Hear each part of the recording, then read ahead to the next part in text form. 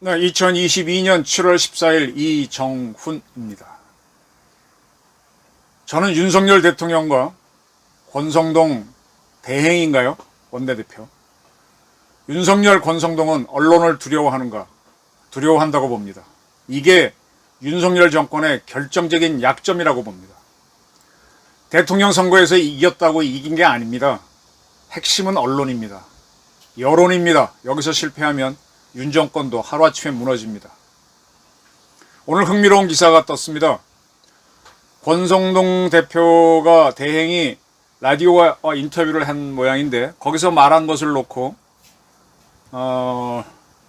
아침에 최고위원 회의를 가진 다음 기자들을 만났는데 거기서 설전이 벌어졌습니다. 권 대표는 KBS 라디오와 인터뷰를 했었어요. 거기서 이제 어쩌고 저쩌고 언론관을 피력했습니다. 근데 이런 말을 했다는 겁니다. KBS와 MBC를 민주노총이 장악하고 있다. 그런 얘기를 했답니다. 바로 거기에 대한 질문이 이 기자 최고위원회 끝난 다음 기자들이 한 모양입니다. 기자가 이랬습니다. 한 기자가. 기자들은 개인의 양심에 따라, 개인의 양심, 요거 잘 기억하십시오. 개인의 양심에 따라 취재하는데 그 발언은 부적차다라고 생각하지 않습니까? 라고 질의하니까 권성동 씨가 말문이 막힌 거죠. 개인들을 비판하는 게 아니다. 그 경영진들이 그렇다는 얘기다라고 피해갔습니다. 제가 질문할게요. 만약에 어떤 매체에서 좌파적인 시각이 나왔을 때 그게 경영진의 지시 때문일까요? 아니면 기자들의 의지가 더 반영됐을까요? 기자를 상당히 오래 한 저희 입장에서는 경영진 의견이 투입되는 경우도 있지만 사실은 기자들의 의견이 더 많이 포함됩니다. 저는 단언합니다. 저는 위에서 쓰지 말라고 하는 기사 또 쓰기 위해서 별수를 다 써봤고 쓰라고 하는 기사도 안 쓰기 위해서 별수를 다 해봤습니다. 물론 시키는 대로 하는 기자들도 있습니다. 그 친구들은 잘 나가죠. 어느 정도까지는. 근데 대부분의 성향이 저와 비슷합니다.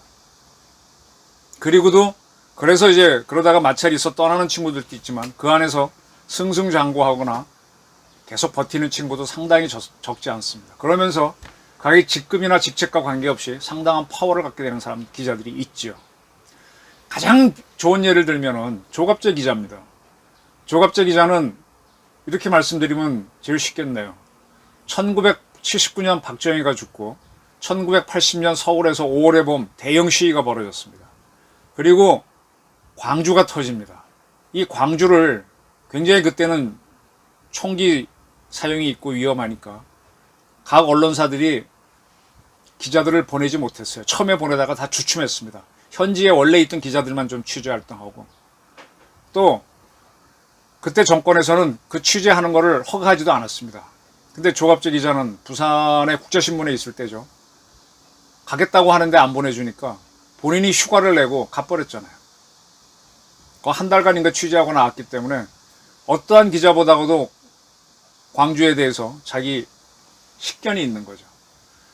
조갑재 기자가 그 후에 5.18에 대해서 많은 걸 썼고 지금도 쓰고 있고 비난하는 분들은 많습니다만 그분은 자기가 본 걸 가지고 금방 이 기자가 권성동 씨한테 물었네.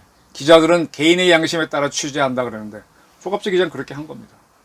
그때 국제신문 경영진하고 무슨 문제가 거기서 뭐라고 한 거라 듣습니까? 안 듣습니다.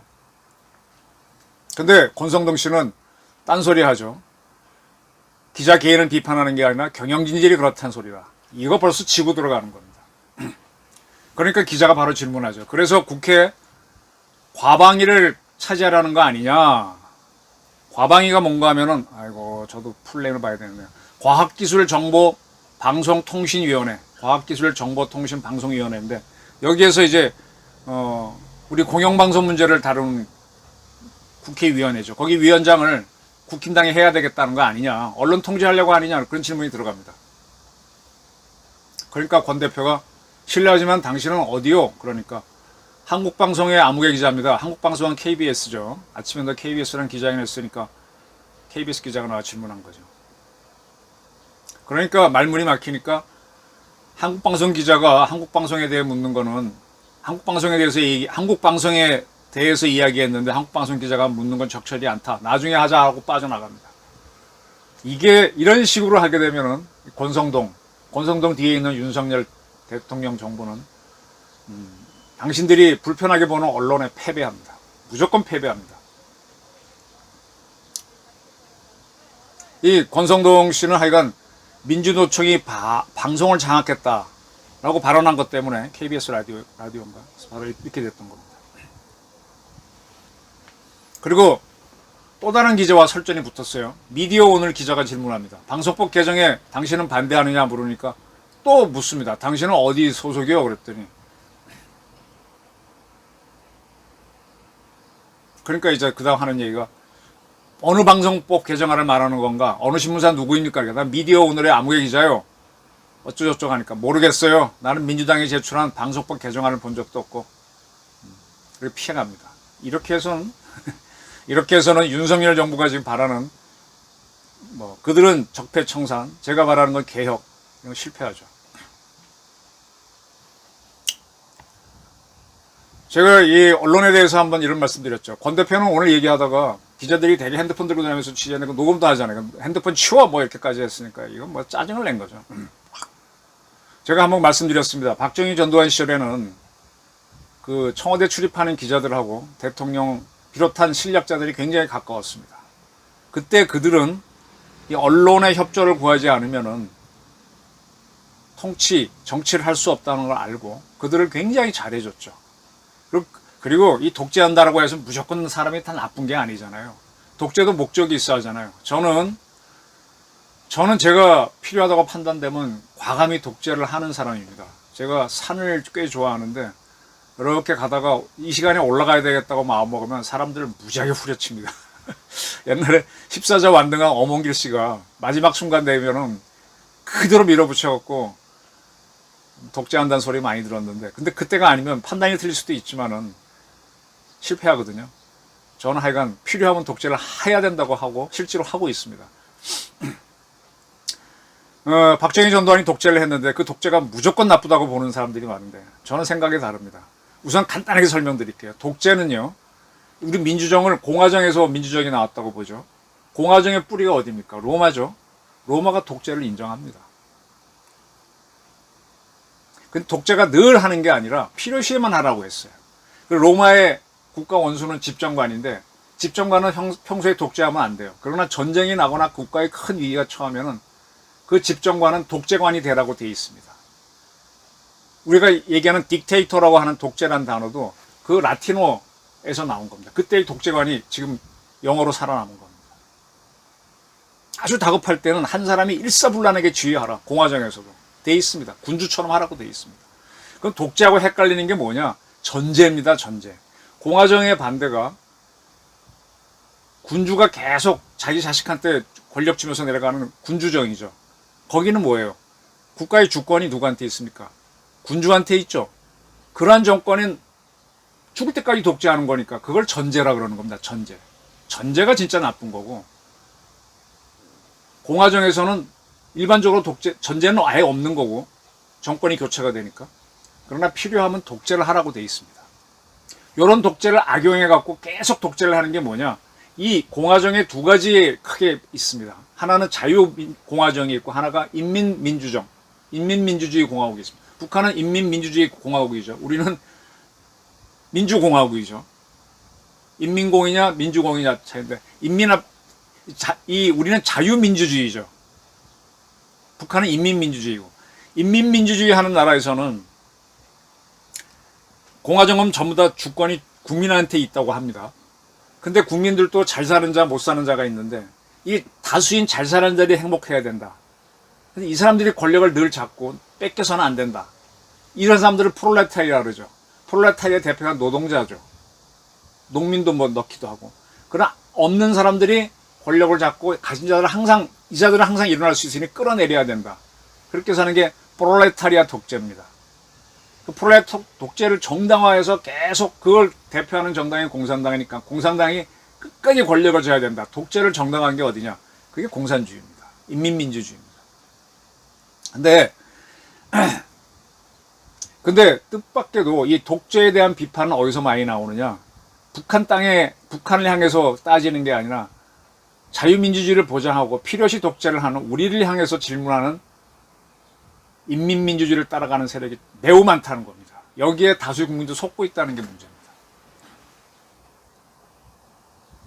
박정희 전두환 시절에 독재를 했죠. 그리고 그들이 자기만은 잘 살기 위해서 했다면 참 나쁜 사람인데 어쨌든 대한민국을 지금 G8, G8 수준의 국가로 키워내는데 큰 기여를 했습니다. 그때 그 방법이 저는 정치라는 거는요 언론을 통해서 한다고 봅니다. 뭐 말로 하는 거예요. 말로. 그 통로가 언론입니다. 언론으로 나가는데 그 언론하고 사이가 안 좋으면 자기 말이 왜곡되고 꼬이고 그렇죠. 아, 우리 저 수돗물을 보내는데 관이 막히고 녹슬면 뭐 녹물 가는 거 아닙니까? 근데 그게 좋으면 좋은 물 가서 식물 잘 크고 사람들 물 잘 먹었다 그러는 거 아닙니까? 그 관계를 좋게 했습니다. 한통속이 된 거죠. 그럼 그들만 그랬나? 그때 민주주의 운동했다는 김대중, 다이쭈, 김영삼, YS, 그 다음에 JP는 보수지만 그들도 다 언론과 자기 언론이 있었어요. 제가 이제 초년 기자를 조선일보에서 했는데 그때 유명한 사건이 있습니다. JP를 따라다니던 제 동기하고 YS를 따라다니던 저보다 한 기수 선배가 편집국에서 싸움이 붙었어요. 자기가 김종필이고 자기가 김영삼도 아닌데 설전이 붙었어요. 선후배인데. 물론 나이는 뭐 역전이었던 걸로 기억하는데 그 정도로 기자들이 자기 취재원을 옹호했습니다. 한통속이죠. 그러니까 혁명의 동지고 그러다 보면 그 사람들은 그러한 보스들의 후원을 받아 국회의원이 되기도 하고 뭐 그렇게도 했습니다. 이게 나쁘다라고 해서 생겨난 게 이제 대한 언론들이 많이 나왔는데 대한 언론 뭐든 좋습니다. 어쨌든 어떤 바람을 탔는가 하면은 인터넷이 들어오기 시작하면서 이제 됐죠. 처음에는 이제 이 동아일보, 조선일보에서 해직된 기자들이 나가서 한겨레를 만들고 라고 해서 그때는 생각이 달라서 나가서 만들었던 건데 그렇게 해서 이제 다른 목소리를 낼 때만 해도 그건 잘 안 먹혔죠. 왜냐하면 그들도 DJ를 취재하면 DJ를 옹호하고 YS 취재하면 YS를 옹호하는 그 틀은 벗어나기 어려웠으니까. 거기서 벗어나면 아예 취재가 안 됐으니까. 그러다가 인터넷이 보편화되니까 인터넷에서는 정확한 기사를 쓰는 게 아니라 사람들이 재밌는 기사를 많이 클릭하거든요. 지금도 보게 되면 예체능 뭐 엔터테인먼트 올리면은 더 많이 유재석이나 강호동에 대한 걸 많이 보지 아니면은 뭐 손흥민 그다음에 저 누굽니까 야구선수 유현진 이런 기사를 많이 보지 복잡한 뭐 이런 거 봅니까? 잘 안 봅니다. 정치 기사. 경제에는 더 안 보고요. 그러다 보니까 정치 기사에서도 누가 많이 봐서 클릭이 많이 됐다 그러면 일면 탑에 올라오니까 그렇게 해서 자꾸 조작이 들어가는 게 그게 김경수가 했던 매크로고 그리고 한편으로는 이 문재인 정권이 들어서면서 국정원이 그런 댓글 조작해서 그렇게 만들었다 이렇게 꾸민 거잖아요. 그러면서 판이 바뀌니까 그 틈을 비집고 인터넷 매체들 기자들도 막 크다 보니까 기자들하고 특정인하고 막 같이 가는 게 아니라 여기서는 쉽죠. 어떤 언론이 나눠서 그쪽 언론에서 많이 클릭이 되면은 유리해지니까 이제는 친해지지 않고 이렇게 떡밥 나눠주시면서 하면서 통제할 수 있게 된 거죠. 그걸 잘했던 게 노무현이고 지금 문재인도 그렇게 해왔었죠. 그리고 그 세력이 많이 크면서 그 사람들은 자기네가 정의인 줄 아니까 과거에는 지도자, 실력자와 한통속이 된 기자가 자기가 정의인 줄 알았죠. 그래서 그런 기자들은 제 머릿속에도 있는데 굉장히 좀 후배인 제가 봐도 거만하고 한편은 무섭고 뭐 존경스럽기도 하지만 한편은 거만해 보였습니다. 그런 사람들은 각 신문사 사주들한테도 대통령처럼 대행 역할을 하고 그랬어요. 그리고 사주의 부탁을 전달하면서 실력자가 되고 요직을 차지하고 그랬습니다. 근데 지금은 이렇게 던져주는 거 받아서 전달해서 클릭 많이 나온 그러다 보면 그 친구도 한통속이 되죠. 그러면서 이제 또 이렇게 새로운 커넥션이 만들어지는 겁니다. 그리고 그들이 정의인 줄 알아요. 저희가 신문사 들어갈 때는 진짜 저는 그때 스포츠 신문 기자만 돼도 좋겠다고 생각할 정도로 기자 어렵게 생각했거든요. 진짜 기자 어려웠습니다. 요즘은 국민 기자 그래서 국민들이 써서 이렇게 보낸 것도 무슨 뭐 응모하듯이 재밌으면 국민 기자도 되는 그런 세상이죠. 바뀌었습니다. 근데 어떠한 이렇게 아까 제가 자유민주주의와 인민주의를 얘기했는데 이렇게 많은 사람이 기자가 되고 마구 쓰다 보면은 이게 뭡니까? 꼭 필요한 게 전달이 안 되는 거죠. 그럼 파묻히죠. 그래서 인민민주주의식으로 언론이 가게 되면은 그 국가는 어떻게 보면 개판이 됩니다. 그래서 미국도 어찌됐든 간에 뉴욕타임스가 좌파적이에요, 사실은. 워싱턴 포스트도 좌파적이고, 워싱턴 타임스가 보수적이죠. 근데 그런 언론들이 쭉, 그래도 가는 겁니다. 그리고 이 자유민주주의가 인민주의는요, 공산주의하고 이 민주주의는 계속 다퉈왔어요. 이 자유민주주의를 하니까 인민민주주의도 허용되고 뭐 다 해도 된다고 생각하는데 그게 아니라 자유민주주의도요, 피 흘려서 지켜온 겁니다. 제가 어제 책을 하나 받았는데, 숙명의 하이라루라는 책이에요. 김창룡 자서전 비망록입니다. 김창룡이 누군가 하면 이승만 정권 시절에 공산주의, 지금 얘기하면 국군 안보지원사령부, 과거의 기무사령부, 과거의 보안사령부, 그전에는 특무대라 그랬죠. 육군 특무대. 특무대 대장하면서 우리 군에 숨어있는, 그리고 민간에 숨어있는 공산조직 잡는데 앞장섰던 그 김창룡입니다. 이 사람은 그때 얼마나 좌파들의 원한을 샀겠습니까? 결국은 암살이 되죠. 이제 그분이 남긴 글을 가족들이 책으로 펴냈는데 조금 읽어봤어요. 어떻게 해서 나는 그게 이승만이 시켜서 했는 줄 알았더니 아니고 본인이 어떤 식으로, 이분은 일본군 출신입니다. 일본군 시절부터 공산주의 잡아가면서 자기 목숨 걸었기 때문에 이승만 시절에 우리나라에서 사실 우리 군부에 얼마나 빨갱이가 많았어요. 그게 여순사건 이후에 터져나와서 숙주군하고 난리가 나지 않습니까? 우리 군에 빨갱이가 많다는 거 믿고 북한이 쳐들어왔는데 여순사건 때 많이 속간했기 때문에 인민군에 협조하지 않아가지고 그나마 싸운 거죠. 그 이후에 다 제거한 게 김창룡입니다. 제가 드리는 말씀은 뭔가, 이 자유민주주의도 그냥 된 게 아니라 6.25 때 많은 군인들이 목숨을 버렸고, 이 김창룡 같은 사람이 자기 목숨 걸고 공작을 해서 공산주의 속간했기 때문에 유지된 겁니다.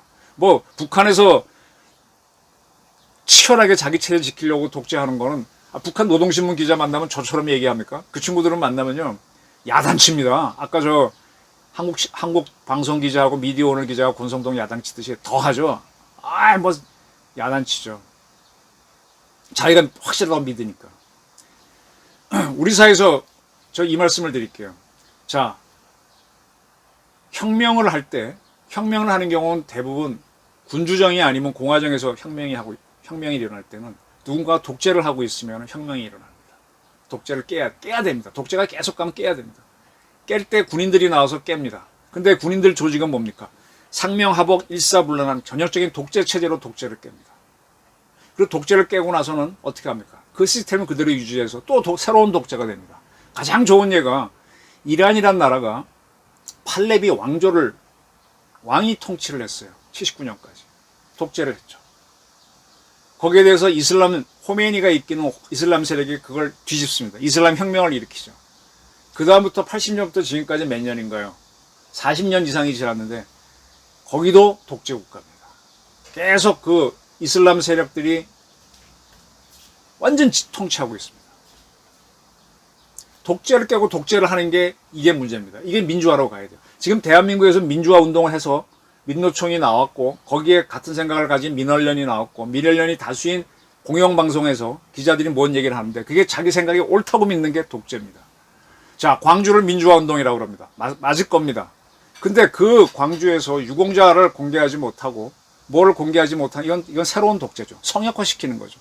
호메이니가 권력 쥐고 나서 자기네 혁명을 했으니 성역화시키는 거죠.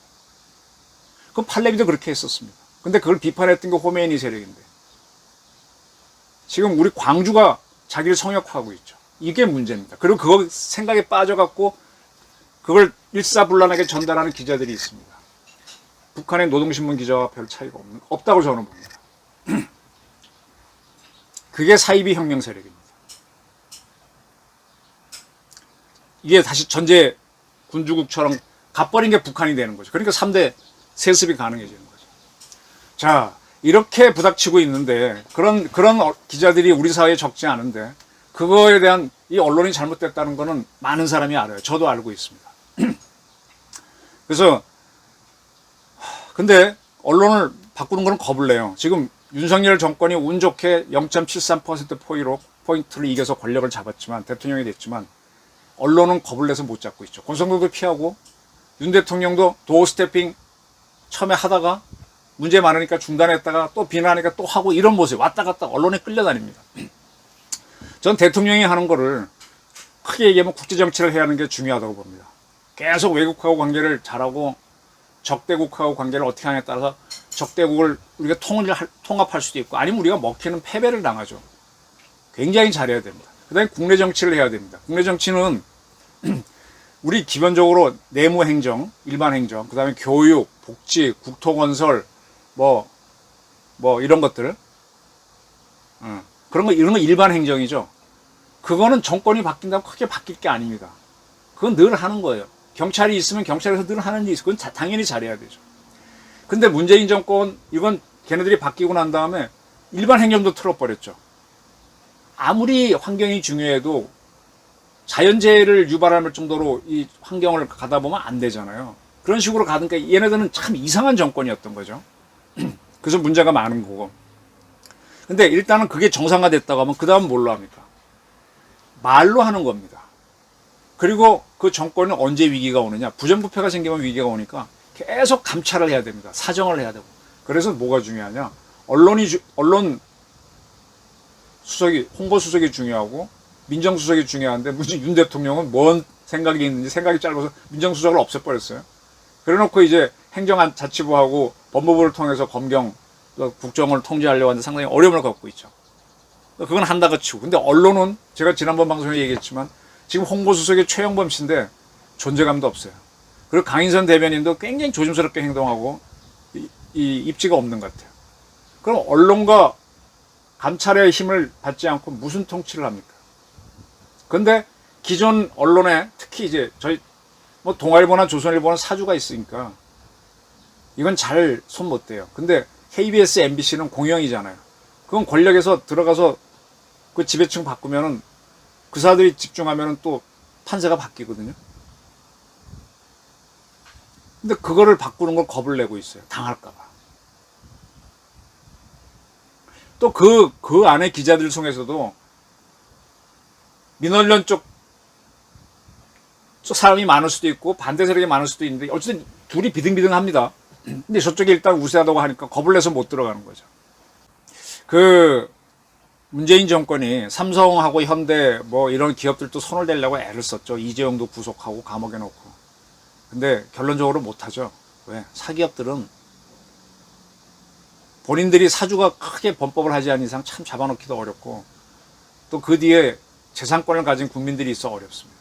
이 언론도요. 언론이 사주가 있는 게 나쁘다라고 얘기하는 분들이 많은데 사주가 없으면 KBS, MBC처럼 정권 바뀔 때마다 이리 갔다 저리 갔다 됩니다. 개판됩니다. 그리고 정말 정권의 나팔수가 됩니다. 그래도 동아조선은 오나가 있기 때문에 거기도 살리기 위해서 약간씩 숙이긴 하지만 그래도 정통을 유지하는 겁니다. 덜 나쁘다는 겁니다. 더 아주 좋은 게 아니라 아주 좋은 건 세상에 없어요. 덜 나쁘기 때문에 미국에서도 언론은 사주들이 되게 있는 형태로 갑니다. 주식도 공개 잘 안 해요. 상장도 안 합니다. 근데 이 상장 형태로 모든 국민들이 다 주식을 갖고 저도 한결의 주주입니다. 저 학생 때는 생각이 그쪽에 있어서 저 노가다 해갖고 번 돈 가지고 10주 샀어요. 지난번에 나한테 배당 안 해주냐고 한참 전화했더니 200 얼마 처음 보내왔더라고요. 그러니까 그건 주인 없는 기업이니까 왔다 갔다 할 수 있죠. 그럼에도 불구하고 이 민간 언론을 잡기 위해서 이재용 씨 잡으려고 문재인 정권이 했듯이 김대중 정권은 동아조선에 대해서 세무조사를 한 적이 있습니다. 상당히 혹독했죠. 그때 반대로 동아조선도 방만하게 했던 면이 있어서 그때 두 사주가 구속이 되고 감옥에 가고 동아일보 사주 부인께서는 자살을 했습니다. 굉장히 세게 들어갔다는 얘기죠. 김대중 정권 때 그랬고 노무현 정권 때도 그랬고 문재인 정권 또 계속 치지만 그래도 동아조선은 안 무너지는 겁니다. 근데 KBS, MBC는 왔다 갔다 하는 거예요. 근데 지금 현재 KBS, MBC 이런 방송에서 전 정권 세력들이 딱 많다 보니까 계속 이렇게 권성동이나 윤석열에 대해서 견제구를 날리는데 그걸 바꿔야 된다는 필요성을 인정하면서도 자기들이 팍 부닥쳤다가 박이 엎드니까 피하는 거예요. 이런 식으로 해서는요 윤석열 정권 무너집니다. 간단하게 말씀드리면. 자, 지금 대장동 게이트는 모든 언론이 흥분했던 주제입니다. 근데 선거 끝나고 이 문제 안 다루니까 조용해지면서 이재명이 지금 어대명이 돼 있죠. 어차피 민주당 대표는 이재명. 이렇게 가는 꼴. 언론이 얘기를 안 하면 이렇게 되는 거야. 근데 그 언론을 어떻게 유리하게 하느냐 또는 정상적으로 바꾸느냐 이게 고민인 것 같은데 방법은 딱 하나입니다. 죽을똥살똥 하라는 겁니다. 그런 언론을 두려워서 피하지 말고 자기 망신을 당하더라도 싸우세요. 두렵고 무섭다고 피하면 피할수록 더 따라옵니다. 정면으로 돌아서서 옛날에 박정희가 그런 적이 있었죠. 옛날이나 지금이나 고려대학교가 데모를 참 잘했는데 고대일 겁니다. 박정희가 쿠데타하고 나서 대학생들이 맞고 오니까 그냥 저벅저벅 걸어 들어갔죠. 대학생이 도망갔죠. 무서워서. 그런 카리스마도 없이 뭔 정치를 해. 이준석이나 띄어내는 거 정도 하갖고 힘준다고 생각하면 안 됩니다. 이준석은 약골이에요. 제가 이준석이 잘했다 해서 편들어주는 게 아니에요. 진짜 큰 적을 치려니까. 진짜 큰 적은 누구냐? 김정은. 김정은 죽이라는 겁니다. 제가 고르디우스 매듭을 잘랐다라는 그런 소설을 쓴 거는 그걸 제거하라는 얘기야. 전쟁을 일으킬 용기를 내라는 겁니다. 거기를 잡아야만, 뱀을 잡을 때도 뱀 대가리부터 때리고 잡아야지 꼬랑지 치고 하면 오히려 확 물립니다. 독립발이 물립니다. 두려워. 어차피 뱀 잡아야 되잖아요. 본인이 총대 메고 나가다 보면 죽을 각오하고 나가면 김국성 씨라고 이북에서 온 탈북자가 얼마 전에 강의하는 걸 지켜봤는데 그분 얘기도 그래요. 윤석열 대통령 국민을 믿고 국민이 당신 안 따라올지도 모른다. 죽을 각오, 죽어라. 그리고 덤벼라. 그러면 감동해서 국민들이 따라온다. 아니 언덕길에서 리아카 매는 사람, 끄는 사람이 쭉 막 올라가 힘쓸 때 어렵죠. 그때 누군가 가서 받쳐주고 그래서 올라가는 거지. 그냥 이건 너무 높아 못 올라가. 나 도와주세요. 그럼 아무도 안 도와주죠. 지일인데. KBS에도요. 지금 유튜브 하시는 분 중에 성창경 씨라고 있습니다. 제 또래 사람인데 그 친구는 KBS에서 좌파들이 득세할 때도 노조 만들어서 바른 소리 했던 사람입니다. 지금은 퇴직해서 유튜브 하고 있습니다. MBC에도 갑자기 이름이 안 나. 여자분인데 이 누구죠? 죄송하네요. 그분도 퇴직하셨는데 그분도 바른 소리 하고 있었습니다. 그 처음에 눈에 안 보여요. 근데 믿고 나가면 그게 오르면은 저쪽에 있던 사람도 생각을 바꿔서 돌아오게 되고 또 그런 게 있습니다. 그걸 해야 됩니다. 지금 윤석열 정부가 집권해갖고 요즘 뭐 상당히 한랑하게 뭐 즐거운 행세 하다가 지지율이 푹푹 떨어지고 있죠. 왜? 본업인 거의 혁명처럼 집권한 거잖아요. 지금 문재인 잡아놓고 이재명 잡아놓고 서서박 잡아놓고 할 사람이 한둘이 아니지 않습니까? 이제서야 다시 정신 차리고 이제 가는데 진짜 본질은 뭐냐? 그건 사정 파트고 언론입니다. 언론을 깨야 됩니다. 권성동 씨가 처음 쨍날 냈다가 아차 하고 도망갔는데 이래서는 안 됩니다. 사실 박정희도 쭉 기록을 보게 되면 처음엔 자기 생각한 대로 안 돼갖고 시행착오가 많았다고 몇 번 생각을 더 이렇게 단호한 결심을 하게 되는 대목들이 나오는데 윤석열 대통령이나 권성동 씨도 이준석 찍어냈으니까 더 단호한 결심하시고 언론과의 싸움에 나가십시오. 그 과정에서 당신이 희생될 수도 있어요. 두려워하지 말고 가십시오. 피할수록 두려우면 따라올 것이고 이게 실패하면 우리도 사실 대안이 별로 없습니다. 뭔가 가르치려고 하는 젊은 기자들이 있는데 그게 그들의 생각입니다. 언론 그 뒤에 있는 누가 그렇게 하지만 정면으로 논전을 벌여서 이길 자신 없으면 입도 뻥긋 하지 마시고.